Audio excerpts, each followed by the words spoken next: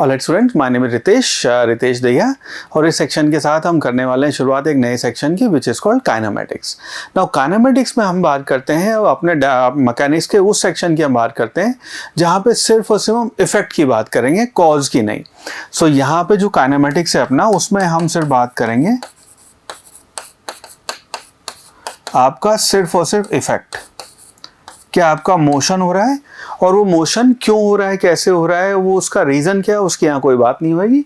सिर्फ हम ये देखेंगे आपकी वेलोसिटी वो कम हो रही है, बढ़ रही है, एक्सेलरेशन कितना है, कितना उसने डिस्प्लेसमेंट किया है, वगैरह वगैरह। ठीक है, उसके बाद आपका एक पोर्शन आएगा जिसको हम बोलेंगे डायनामिक्स।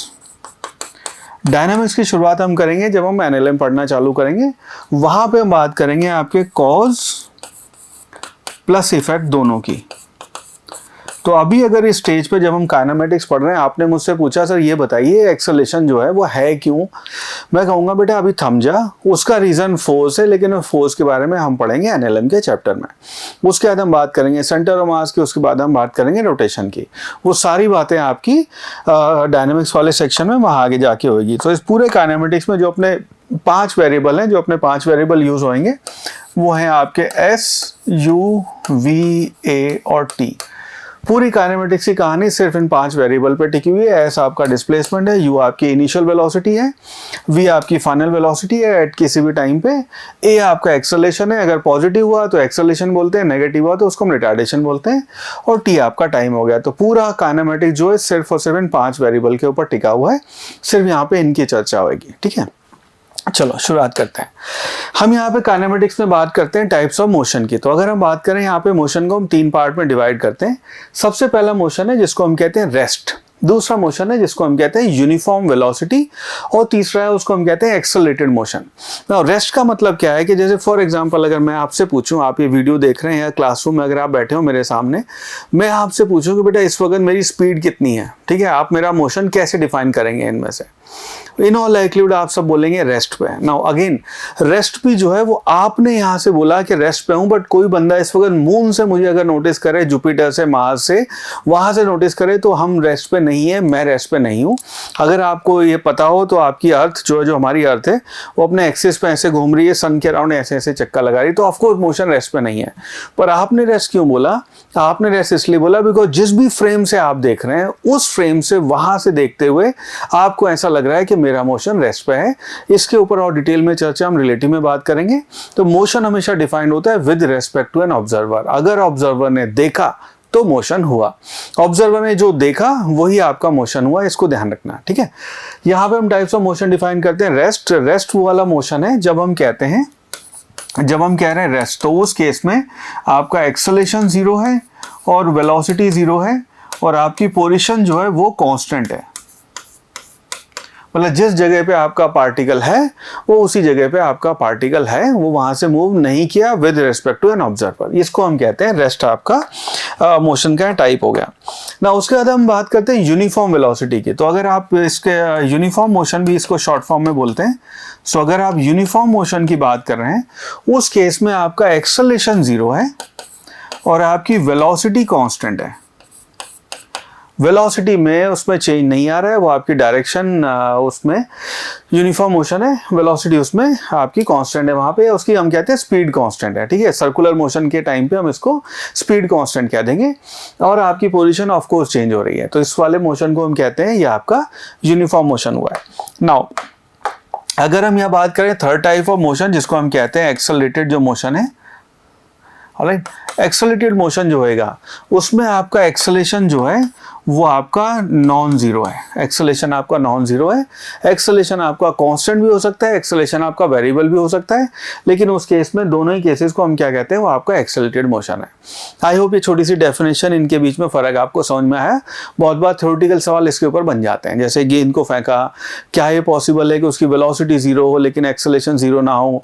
तो अगर आपने बॉल को ऊपर फेंका, हाईएस्ट पॉइंट पर जाके उसकी वेलोसिटी 0 हो जाती है लेकिन उसका एक्सेलरेशन उस टाइम भी जी डाउनवर्ड्स है। सो ये सारे सिनेरियोज आपके इन थ्योरेटिकल चीज़ों के लिए ये छोटे छोटे कॉन्सेप्ट बड़े इंपॉर्टेंट है। ठीक है, नेक्स्ट यहाँ पे बात करते हैं कुछ स्टैंडर्ड डेफिनेशंस की। सो स्टैंडर्ड डेफिनेशन जो है अपनी सबसे पहले होगी पोजीशन।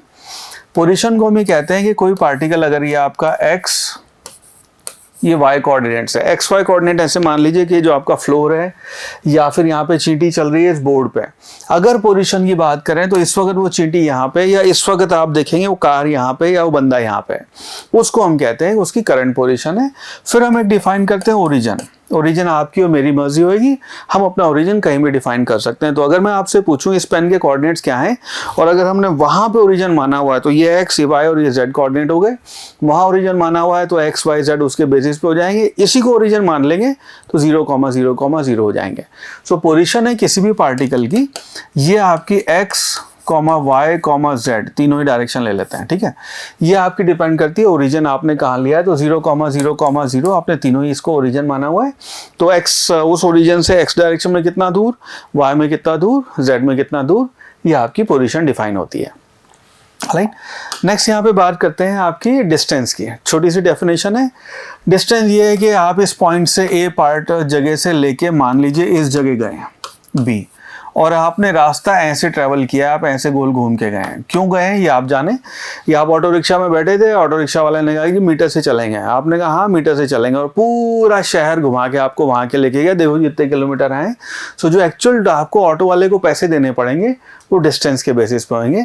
सो डिस्टेंस जो है उसको हम परिभाषा लिखते हैं एक्चुअल पार्ट ट्रेवल। तो ए से भी जो भी आपने डिस्टेंस लिया है, ऐसे गए या ऐसे गए, जो भी आपने डिस्टेंस लिया था, that is called actual part travel.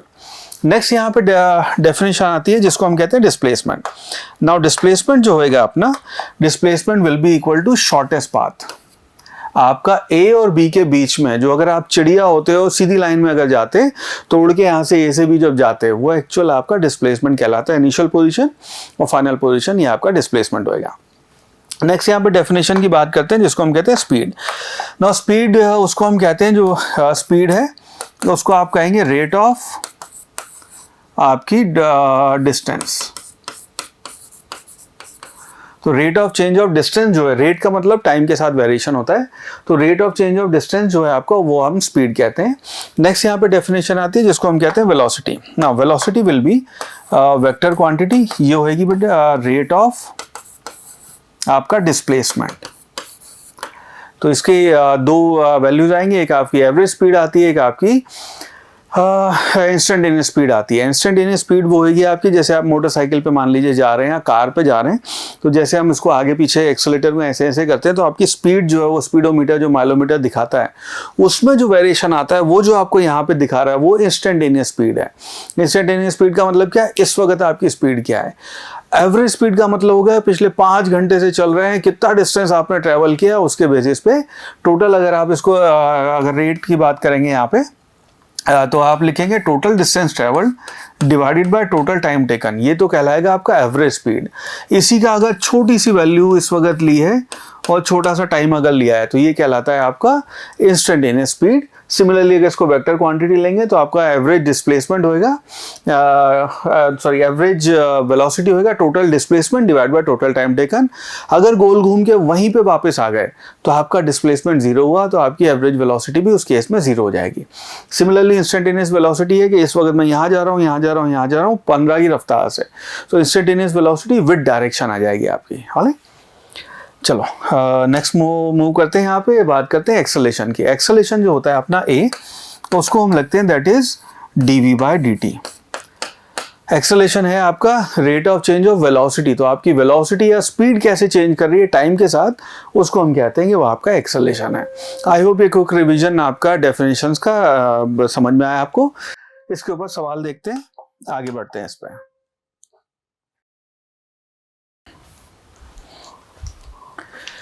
चलो आगे बात करते हैं यहाँ पे अपने केसेस ऑफ अलग अलग जो आपके एवरेज स्पीड के केसेस आते हैं उनके ऊपर।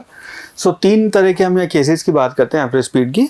सो से फॉर एग्जांपल अपना पहला केस है कि मान लीजिए कोई एक पार्टिकल ए से बी होते हुए सी गया है। राइट, जानबूझ के मैंने बी को मिड पॉइंट नहीं बनाया, बट ए से बी होते हुए सी गया है और उसने यहाँ से डिस्टेंस ट्रेवल किया है s1, यहाँ पे आपका डिस्टेंस ट्रेवल था s2, यहाँ पे टाइम टेकन t1, यहाँ पे टाइम टेकन t2। इस केस में अपनी एवरेज वेलोसिटी जो है v एवरेज, उसको आप लिखेंगे टोटल डिस्टेंस आपने ट्रेवल किया s1 plus s2 divide by time t1 plus t2। Simple सा ये आपका वेलोसिटी या स्पीड एवरेज का ये आपका कॉन्सेप्ट हो जाएगा।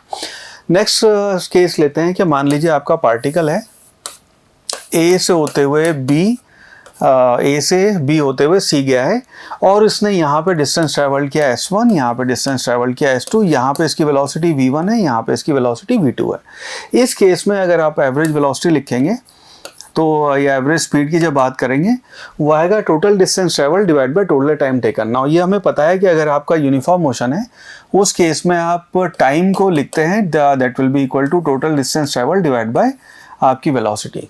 सो यहाँ पे आपका एवरेज वेलोसिटी हो जाएगी s1 प्लस s2, इतना जो टोटल डिस्टेंस ट्रेवल किया है। टाइम यहाँ से यहाँ का जो आपका t1 टाइम होएगा उसको आप लिखेंगे this will be equal to s1 divided by v1 plus s2 divided by v2। ये आपकी वैल्यू हो जाएगी आपके एवरेज वेलोसिटी की। नाउ इसी में एक स्पेशल केस हम बनाते हैं कि इफ आपका s1 is equal to s2,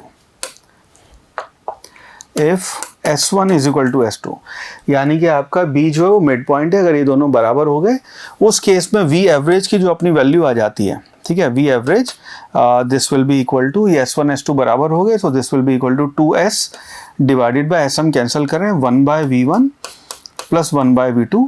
इसको अगर हम फर्दर सॉल्व करेंगे तो दिस इम्प्लाइज आपकी जो v है उसकी वैल्यू हो जाएगी v will be equal to twice v1 v2 divided by v1 plus v2। ये आपकी एवरेज वैल्यू स्पीड की एवरेज स्पीड की वैल्यू आ जाएगी।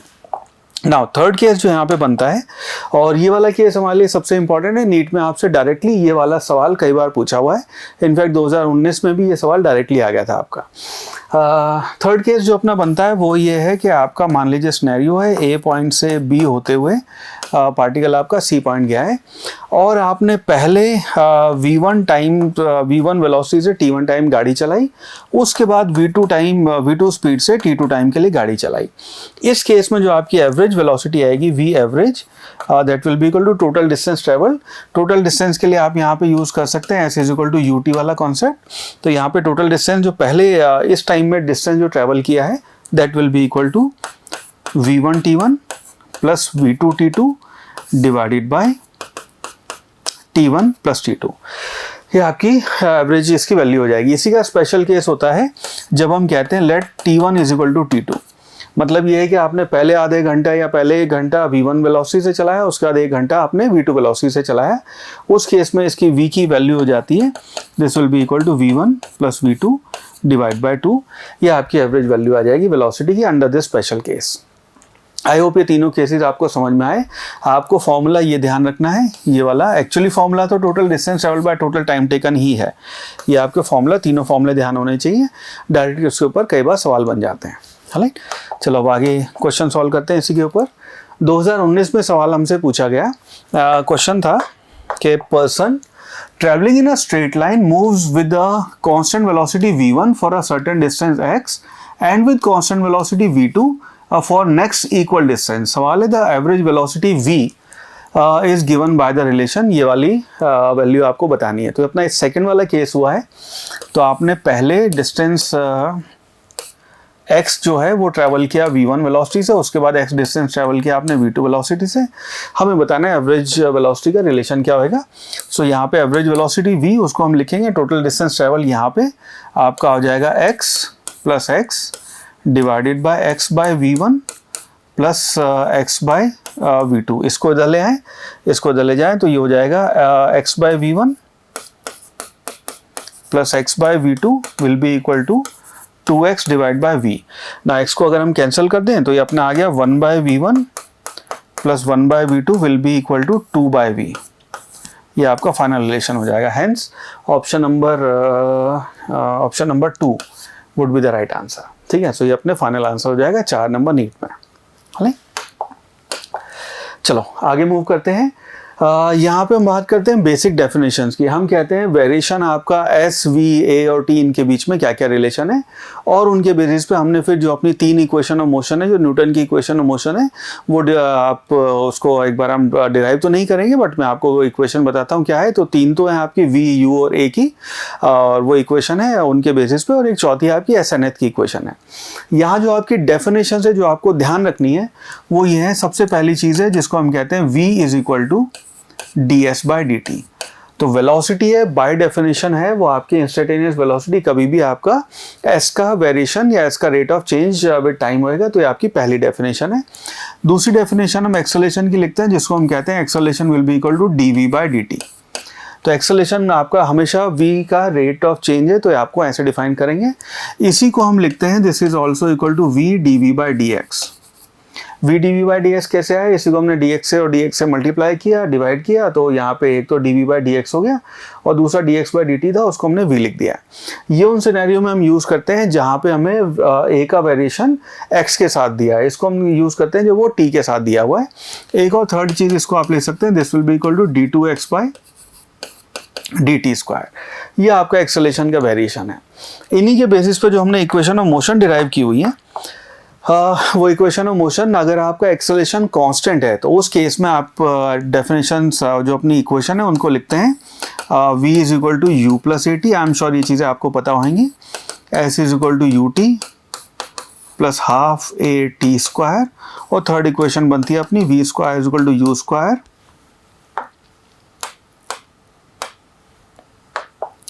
u square plus 2as।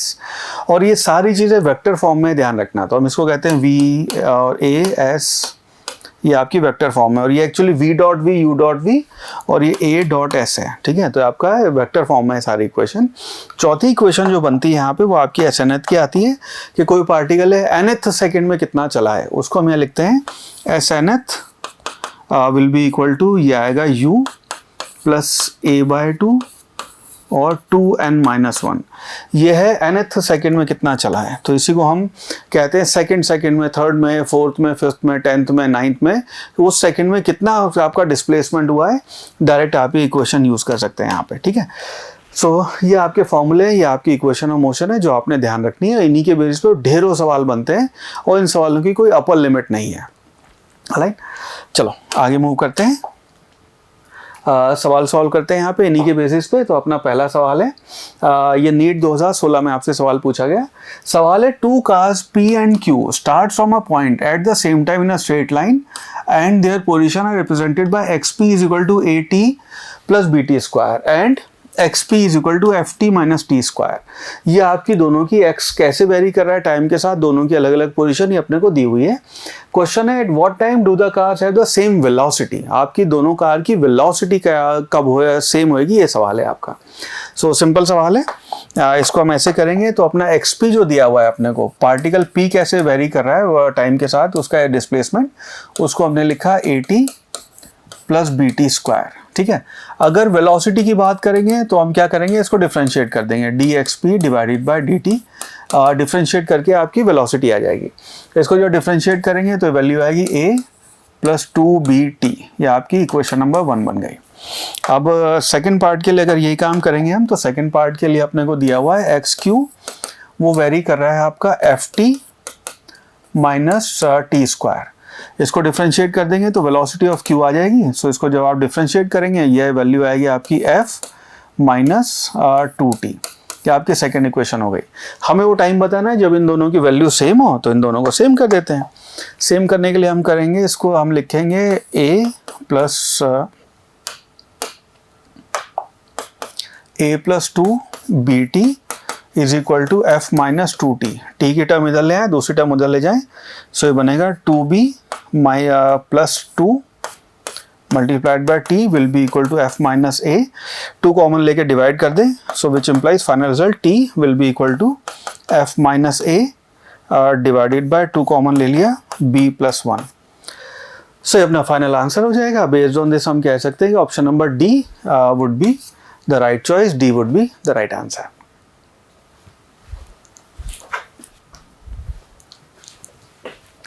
चलो नेक्स्ट क्वेश्चन सॉल्व करते हैं। ये 2016 में पूछा गया सवाल है। Question says if velocity of a particle v is given as at plus bt square. तो अपने को वेलोसिटी दे रखी है, v जो है वो at प्लस bt स्क्वायर की तरह वेरी कर रही है, where a and b are constant. सवाल है उसके बाद then the distance travelled by it between 1 second and 2 second. 1 second और 2 सेकेंड के बीच में कितना डिस्टेंस ट्रेवल किया है वो हमें बताना है।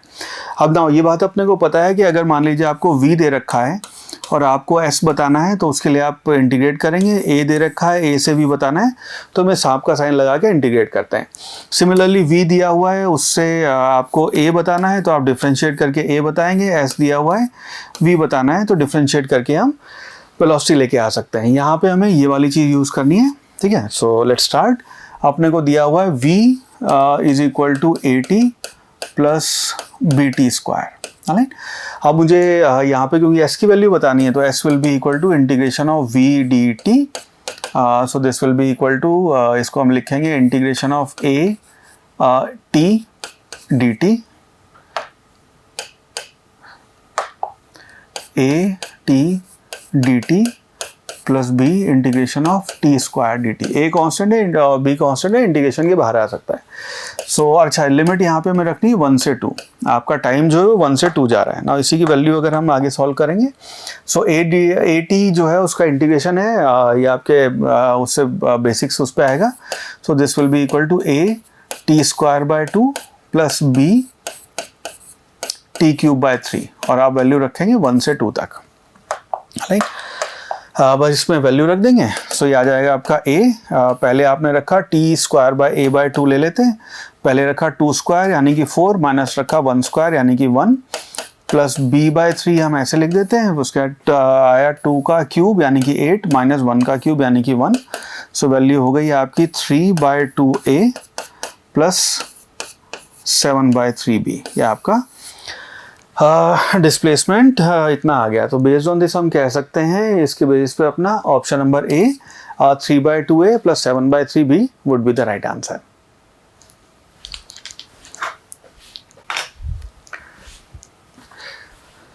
चलो अब अगला सवाल सॉल्व करते हैं। 2015 में आपसे नीट के एग्जाम में पूछा गया सवाल है। क्वेश्चन से, a particle of unit mass undergoes one dimensional motion such that its velocity varies according to the equation Vx is equal to beta x to the power minus 2n, where beta and n are constant and x is the position of the particle. सवाल है, the acceleration of the particle as a function of x is given by। ना ये बात अपने को पता है कि अगर अपने को वेलोसिटी दे रखी है और उससे हमें एक्सेलरेशन निकालना है, तो हम उसको डिफरेंशिएट कर देंगे, ठीक है। सिंपल सा डिफरेंशिएट करके आंसर आ जाएगा। सो यहाँ पे अपना v है, वो अपने को दिया हुआ है इस beta x to the power minus 2n। इसको जब हम डिफरेंशिएट करेंगे, so acceleration that will be equal to v dv by dx। यहाँ पे हम ये वाली चीज़ यूज़ करेंगे बिकॉज ये आपका टाइम का नहीं, ये आपका फंक्शन है x का। तो इस केस में ये बेसिक डेफिनेशन है, तो v पहले लिखेंगे, this will be equal to beta x to the power minus 2n multiplied by, अब इसको जब x के साथ डिफरेंशिएट करेंगे तो ये वैल्यू आएगी बीटा तो ऐसे ही रहेगा, मल्टीप्लाइड बाय माइनस 2n, और ऊपर हो गया ये, इसको यहाँ लिख लेते हैं, मल्टीप्लाइड बाय ये बनेगा beta multiplied by minus 2n, और ये हो जाएगा x to the power minus 2n minus 1। ये आपकी इसकी वैल्यू हो जाएगी। तो इसको जब हम रिजॉल्व करेंगे तो ये बीटा ये मल्टीप्लाई हो गया, बीटा बीटा हो गया आपका बीटा स्क्वायर, और मल्टीप्लाइड बाय माइनस 2n, और x की पावर हो गई, ये हो गया माइनस 2n यानी कि माइनस 4n माइनस 1। सो आपका फाइनल रिजल्ट हो गया minus 2n beta x to the power minus 4n minus 1। ये अपना फाइनल आंसर हो जाएगा। सो बेस्ड ऑन दिस हम कह सकते हैं कि आपका option number D would be the right answer.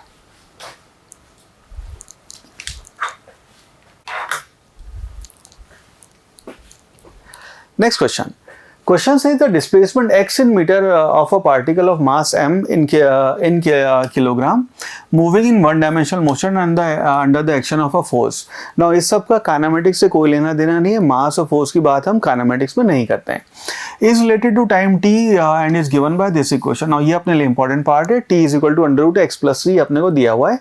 सवाल है displacement of the particle when its velocity is zero क्या होगा। जब आपकी वेलोसिटी जीरो है उस टाइम पे डिस्प्लेसमेंट कितना होगा अपने को ये बताना है ना। इसको थोड़ा सा इंटरेस्टिंग सवाल है, इसको हल्का सा मैनिपुलेशन थोड़ा सा यहाँ पे करना पड़ेगा अपने को दिया हुआ है t is equal to under root x plus 3। इसको इधर लेके आ जाए अगर हम, तो इसे लिख सकते हैं under root x will be equal to t minus 3, दोनों का स्क्वायर कर दें तो x will be equal to t minus 3 का स्क्वायर। ये तो आएगी अपनी डिस्प्लेसमेंट और टाइम के बीच का रिलेशन, ये तो पहली इक्वेशन हो गई। अब हमें बताना है वो टाइम पता करने की जरूरत है जब वेलोसिटी जीरो है, वो टाइम जब आ जाएगा उसको यहाँ पे रख के आपका डिस्प्लेसमेंट आ जाएगा। सो वेलोसिटी के लिए हम लिखेंगे v is equal to dx/dt, ये आपकी वेलोसिटी होती है, इसको यानी कि इसको डिफरेंशिएट कर देंगे, इसको डिफरेंशिएट करके आएगा ट्वाइस t माइनस 3। नाउ हम चाहते हैं to find t at v is equal to zero. तो वेलोसिटी जब जीरो हो तो उस टाइम पे टाइम क्या होएगा, यानी कि इसको इक्वल टू जीरो कर देंगे, यानी कि twice t minus 3 would be equal to zero, implies t की वैल्यू हो गई 3 सेकेंड। तो आपकी वेलोसिटी जब जीरो हुई उस टाइम पे टाइम हुआ 3 सेकेंड। अब उसकी वैल्यू यहाँ रख देते हैं, तो x की वैल्यू हो गई आपकी t माइनस 3 का स्क्वायर, और उसमें t इज इक्वल टू 3 रख देंगे, तो एक्चुअली x की वैल्यू यहाँ पे आपकी जीरो आ गई। ये बाई चांस ऐसा हो रहा है, यहाँ पे वैल्यू जीरो आ रही है आपकी, ऑलराइट। सो दैट मीन्स आपका option number B 0 metre would be the right answer.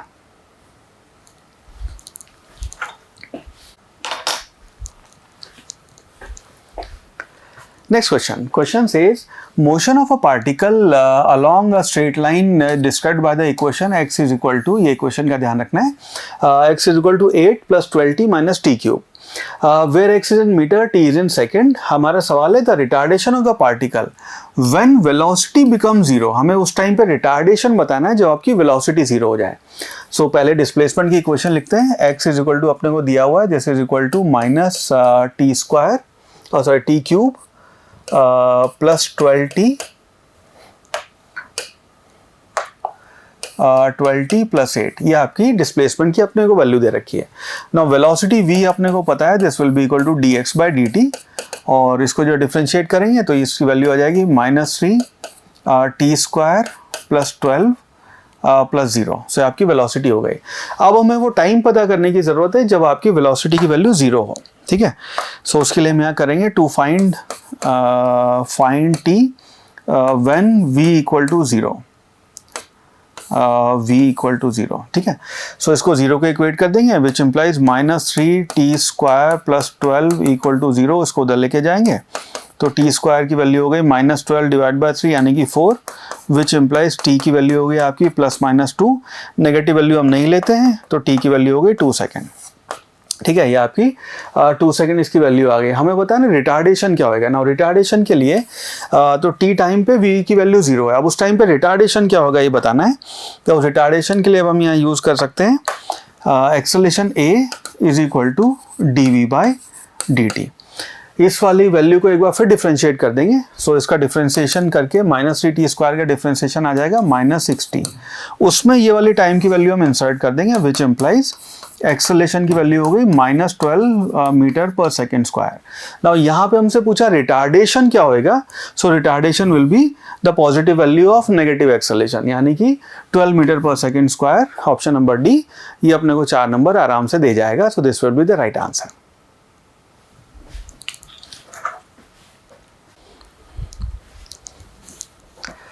Next question 2009 का सवाल है। Question says a particle starts its motion from rest, from rest under the action of a constant force. Constant force का मतलब है कि आपका acceleration constant होगा यहाँ पे। It covers a distance in the first 10 seconds, distance covered is s1, पहले 10 second में उसने s1 डिस्टेंस ट्रेवल किया है, and distance covered in first 20 second is s2, अगले 10 सेकेंड और मिला के तो टोटल 20 सेकेंड में उन्होंने s2 डिस्टेंस ट्रेवल किया है। हमें s1 s2 के बीच में क्या रेशियो है, क्या रिलेशन है वो बताना होगा।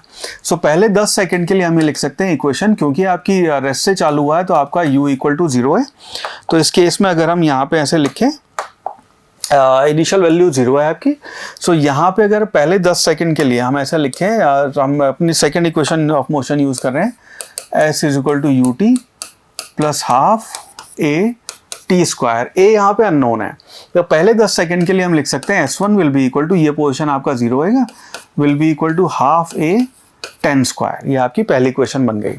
सिमिलरली जब हम यहाँ पे सेकंड पार्ट की बात करेंगे, S2 जो आपका अगले 10 सेकंड और मिला के टोटल 20 सेकंड में डिस्टेंस ट्रेवल किया है, तो S2 will be equal to half a 20 square. इस केस में अगेन u आपका फिर आप 0 लेंगे।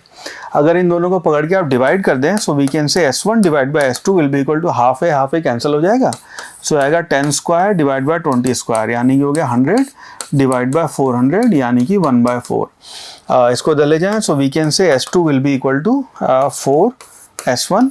ये आपका डिजायर्ड रेशो आ गया। हेंस इसके बेसिस पे हम कह सकते हैं कि अपना option number B, s2 will be equal to 4s1, this will be the right answer.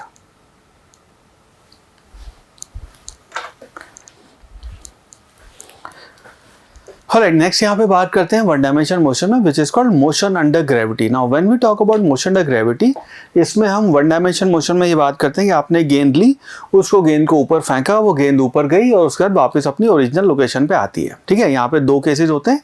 पहला केस तो है कि आपने नीचे से ऊपर फेंका और ऊपर से वापस नीचे आएगी। सेकेंड पार्ट होता है कि आपने बिल्डिंग के ऊपर खड़े होकर उसको ड्रॉप किया है, तो वो ड्रॉप हो गए फिर नीचे आएगी। ये आपके सेकेंड वाले केस को यूजुअली हम फ्री फॉल कहते हैं। ये वाला motion under gravity one dimension motion है।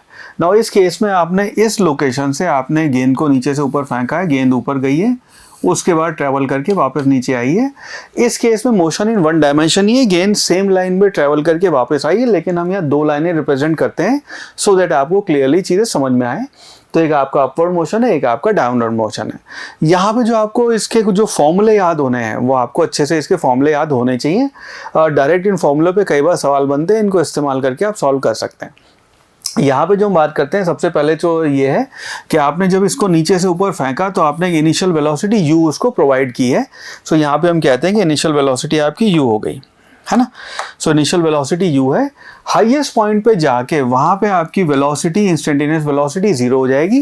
जो नीचे से ऊपर गई है, हाईएस्ट पॉइंट पे वेलोसिटी 0 हो गई, उसके बाद वो नीचे आना शुरू करेगी। और यहाँ जो पॉइंट पे वापस आती है तो अगेन यहाँ पे उसकी वेलोसिटी माइनस u हो जाती है। u being a vector quantity, velocity आपकी वेक्टर क्वांटिटी जो इनिशियली आपने लॉन्च किया, तो u वेलोसिटी से ऊपर गया, वापस आते हुए एग्जैक्ट उस पॉइंट पे सेम वेलोसिटी होगी। a रेजिस्टेंस से हम इग्नोर कर रहे हैं, तो वेलोसिटी की स्पीड आपकी वैल्यू सेम होगी, लेकिन डायरेक्शन बदल गई, उसको हम कहते हैं माइनस u। इस केस में जो टाइम ऑफ फ्लाइट आता है उसको आप लिखते हैं 2u/g। नीचे से ऊपर जाने का टाइम आपका u/g, ऊपर से नीचे आने का टाइम u/g, ऐड करके टाइम ऑफ फ्लाइट आपका 2u/g हो जाता है। मैक्सिमम हाइट की बात करते हैं, उसको आप लिखते हैं u² divided by 2g।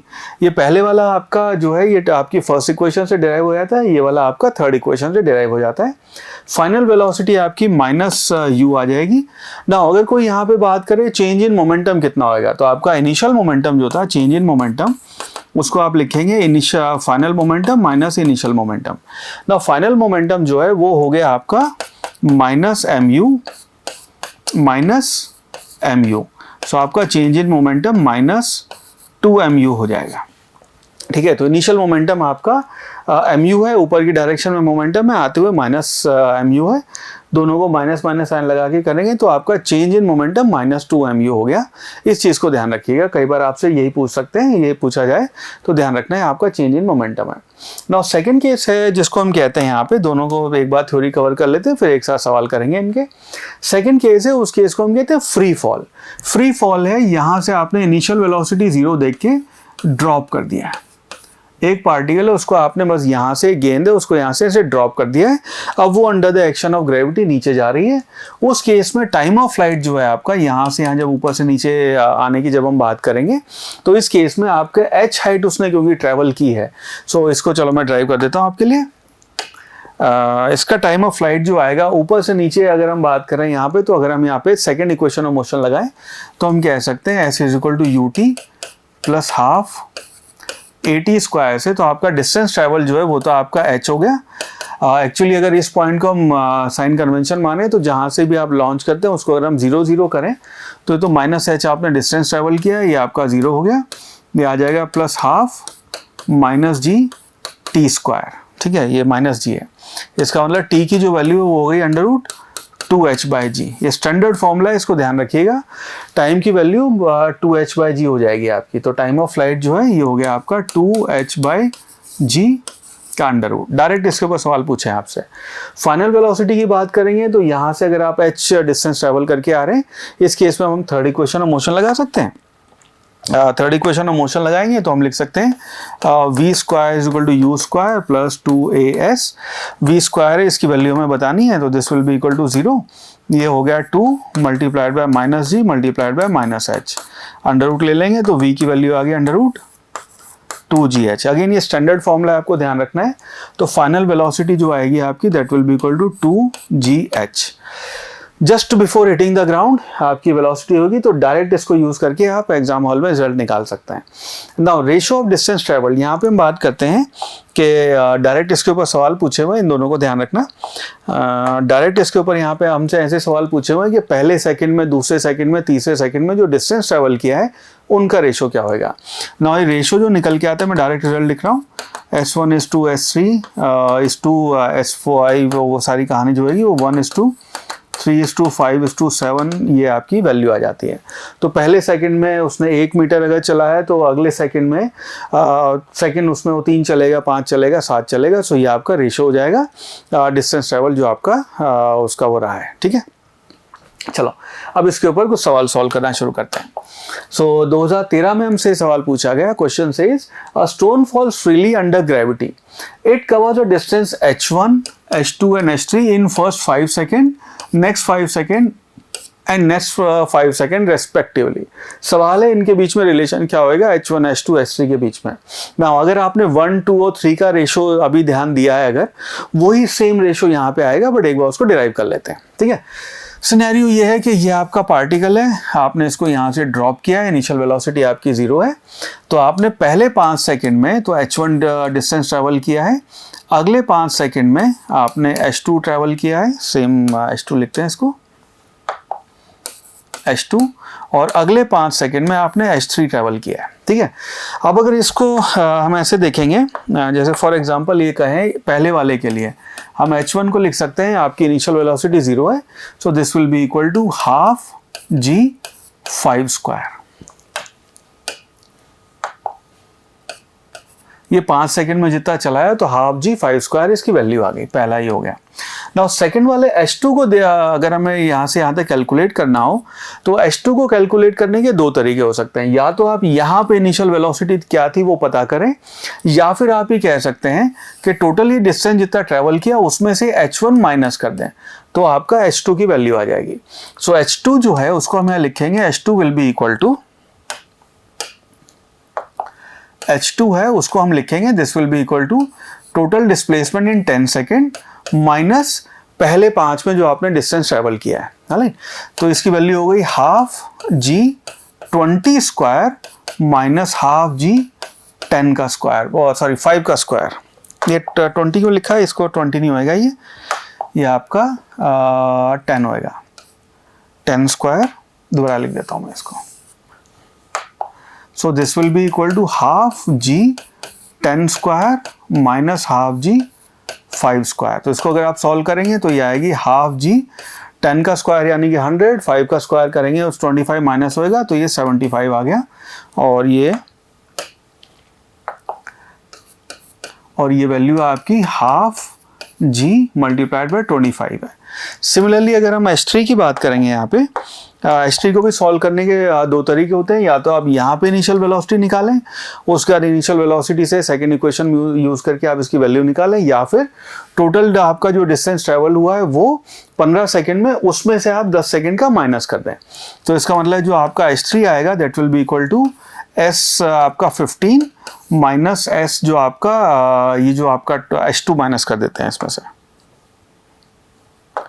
Minus h2, जो h2 की वैल्यू ऑलरेडी आ चुकी है।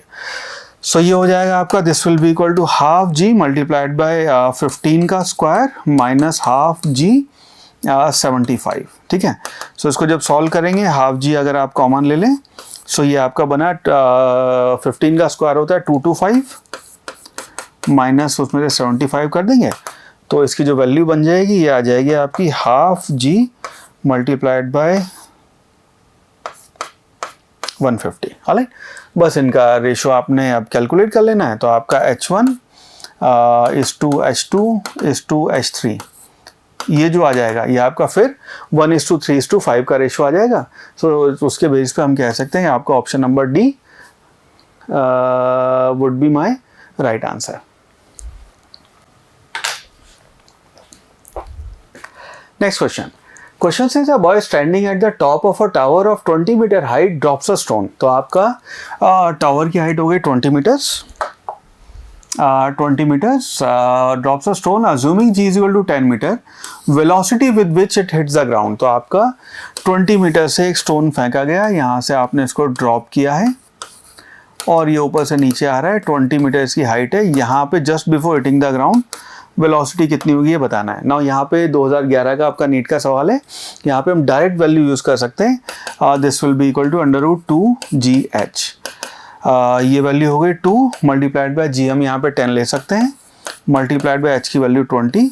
सो 20 into 10 is 200, into 10 is into 2 is 400. So this will be equal to √400 which will be equal to 20 metre per second. ये आपकी वेलोसिटी हो गई.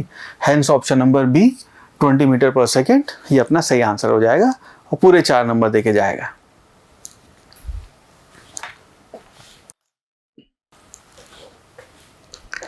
नेक्स्ट क्वेश्चन 2010 का सवाल है. Question says Question says a ball is dropped from a high-rise platform at t is equal to 0, starting from rest. तो पहले गेंद को हमने ऊपर से हाई टॉल बिल्डिंग है वहाँ से ड्रॉप किया है. After 6 seconds another ball is thrown downwards from the same platform with a speed v. तो उसके बाद 6 सेकंड बाद दूसरी गेंद हमने ऊपर से नीचे फेंकी है. हमें दिया हुआ 2 balls meet at t is equal to 18 second. 18 second पे उन दोनों की बीच रास्ते में हवा में मुलाकात हुई. सवाल है उस v की वैल्यू हमें बतानी क्या होगी. ऑप्शन है 75, 55, 40 या 60. ना सिंपल सवाल है. सिनेरियो ये है कि ये आपकी बिल्डिंग, यहाँ से आपने पहली गेंद a जिसको हम नाम दे देते हैं उसको तो किया आपने ड्रॉप. ऑलराइट. दूसरी गेंद जो है b उसको आपने इनिशियल एक u कह लेते हैं. आपने इनिशियल वेलोसिटी दी, यहाँ पे v दिया हुआ है वो यूज़ कर लेते हैं. सो आपने यहाँ पे इसको v वेलोसिटी दी है और हमें बताना है v की वैल्यू क्या होगी अगर इन दोनों की रास्ते में हो गई मुलाकात एट इस हाइट पे या इस डेप्थ पे जाके 18 सेकेंड बाद. 18 सेकेंड दोनों चली है वहाँ पे. अगर इन दोनों की यहाँ पे टक्कर होती है, दोनों की मुलाकात होती है तो हमें बताना है इस v की वैल्यू क्या होगी. नाउ इस सवाल को सॉल्व करने के लिए हम यहाँ पे इस सवाल को सॉल्व करने के लिए इक्वेशन ऑफ मोशन हम 2 बार यूज़ करेंगे. तो पहले वाली उसके लिए अगर हम second equation of motion use करें सो हम कह सकते हैं कि -h इसको अगर हम ओरिजिन मान लें तो -h is equal to initial velocity उसकी 0 है plus half -g multiplied by 18 square. So इसका मतलब हो गया -h जो है उसकी वैल्यू हो जाएगी, g की वैल्यू हम 10 ले लेते हैं. ठीक है. सो यह हो गया आपका -5 मल्टीप्लाइड बाय 18 स्क्वायर. ये आपकी -h की वैल्यू हो गई. ये आपकी फर्स्ट इक्वेशन बन गई. नाउ दूसरी वाली गेंद के लिए जब हम ये इक्वेशन लिखेंगे तो उस गेंद ने 6 सेकेंड कम ट्रेवल किया है. ठीक है. और उसकी इनिशियल वेलोसिटी आपकी v है. तो उसने एक्चुअली 18 सेकेंड ना चल के 12 सेकेंड उसने ट्रेवल किया है. तो सेकेंड इक्वेशन उसके लिए बना सकते हैं -h will be equal to u multiplied by 12 second उसका टाइम ऑफ ट्रेवल है plus half -g multiplied by 12 का स्क्वायर. अब ये आपकी सेकेंड इक्वेशन बन गई. इसको थोड़ा सा और ऐसे लिख लेते हैं. -h is equal to 12u minus ये हो गया आपका 5 मल्टीप्लाइड बाय 12 का स्क्वायर. ये आपकी सेकेंड इक्वेशन हो गई. ना फर्स्ट इक्वेशन और सेकेंड इक्वेशन को हम इक्वेट कर देते हैं.